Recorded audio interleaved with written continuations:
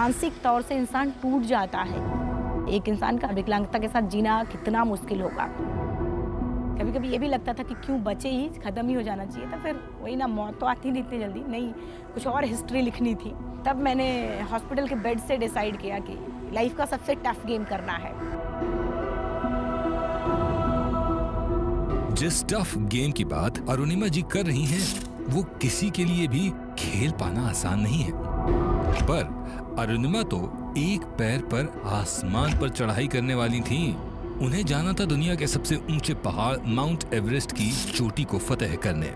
अरुणिमा ने ठान लिया था अपने डर को जीतने का और अपनी कमजोरी को हराने का। पर जब अरुणिमा के इस लक्ष्य के बारे में लोगों को पता चला तो लोग उन्हें पागल समझने लगे।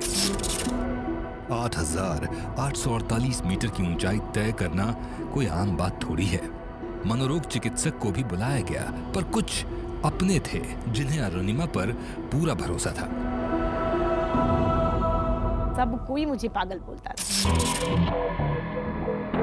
ठीक है, मुझे अब जब पागल बोल ही दिए तो क्यों ना, क्योंकि अगर आप इतिहास उठाकर देखें तो एक पागल ही इतिहास बनाता है जिसने भी किया है, क्योंकि किसी भी काम करने के लिए पागलपन होना जरूरी होता है। तो मेरा परिवार जो है ना, जिसके पास भाई का इतना ज़बरदस्त सपोर्ट हो, बहन का इतना ज़बरदस्त सपोर्ट और माँ का इतना ज़बरदस्त सपोर्ट, इवन पिता जैसे ब्रदर इन लॉ का भी सपोर्ट हो, तो उसको कोई नहीं रोक पाएगा। तो मेरी इस जर्नी का अगर बात करें, जैसे होता है ना, हीरो पर्दे के आगे होता है और पर्दे के पीछे वाले जो हीरो हैं वो ये लोग हैं। अरुणिमा में आत्मविश्वास की कोई कमी नहीं थी, और जब उस आत्मविश्वास में अपनों का विश्वास जुड़ा तो अरुणिमा की हिम्मत और बढ़ गई और फिर शुरू हो गया माउंट एवरेस्ट की चोटी पर पहुंचने का असाधारण सफर। एवरेस्ट चढ़ने के इरादे को कामयाब करने की राह में अरुणिमा ने अपना पहला कदम उठाया। उन्होंने उत्तरकाशी के नेहरू इंस्टीट्यूट ऑफ माउंटेनियरिंग से कोर्स किया। इस सफर में उनकी मार्गदर्शक बनी माउंट एवरेस्ट चढ़ने वाली पहली भारतीय महिला बछेंद्री पाल जी। अरुणिमा ने 2012 में बछेंद्री पाल जी के ट्रेनिंग कैंप का हिस्सा बनकर शुरू कर दी एवरेस्ट की चढ़ाई। पहली बार मैंने इतने करीब से पहाड़ को देखा था। फिर मैं अपने पैरों को देखती, पहाड़ को देखती कि लगता था कि हो पाएगा कि नहीं हो पाएगा। अरुणिमा के रास्ते में मुश्किलें और रुकावटें पहले ही कम नहीं थीं। ऊपर से खराब मौसम ने और भी मुसीबतें बढ़ा दी। एवरेस्ट की चोटी तक पहुंचते पहुंचते ऑक्सीजन सिलेंडर भी लगभग खाली हो चुका था। बची थी तो बस अरुणिमा की हिम्मत। आपको शायद विश्वास ना हो, पर एवरेस्ट से वापस आते वक्त अरुणिमा का आर्टिफिशियल पैर पूरी तरह से निकल चुका था और एक पैर पर ही अरुणिमा को वापस नीचे उतरना पड़ा। पर इतनी मुश्किलों के बाद भी अरुणिमा ने आखिर छू ही लिया आसमान। वो जो 6 से 7 मिनट हैं मेरी जिंदगी के, वो सबसे अनमोल पल है, क्योंकि वो पल शायद ही किसी को नसीब होता, बहुत कम लोगों को होता है कि दुनिया की सबसे ऊंची जगह पे आप खड़े होकर और अपने देश का तिरंगा लगा रहे हो। मास्क से नीचे उतार करके मैं चिल्लाना चाह रही थी कि जोर से, मैं कितनी जोर से चिल्लाऊं, इतनी जोर से कि सबको बता दूं कि आज मैं टॉप ऑफ द वर्ल्ड पे हूँ। उन लोगों को बता दूं जो लोग ये सोचते, महिला, विकलांग, मिडिल क्लास फैमिली, जो लोग ये सोचते थे ज़िंदगी में एक बार कोई काम किया तो फेल हुए, दोबारा ट्राई नहीं करते थे, तो मैं उनको चिल्ला करके बताना चाहती थी ये बात।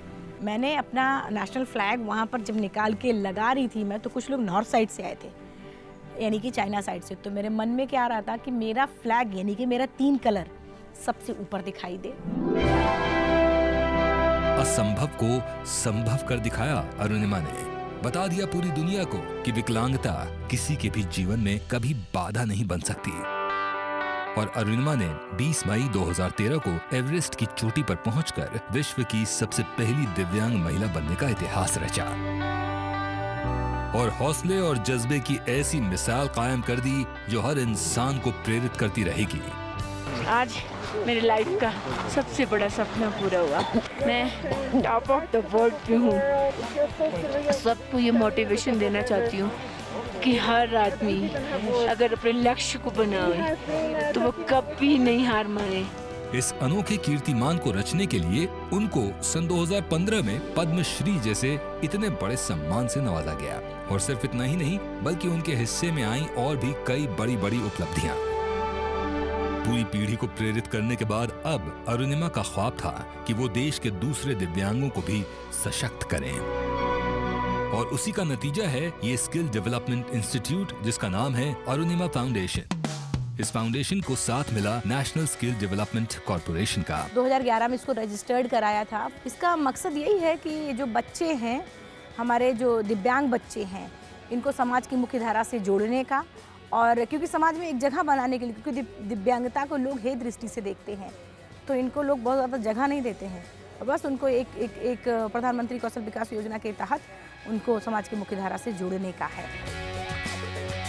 इस ट्रेनिंग संस्था में प्रधानमंत्री कौशल विकास योजना के तहत चलाए जाते हैं 3 प्रोग्राम: हॉस्पिटैलिटी, रिटेल और इंफॉर्मेशन टेक्नोलॉजी।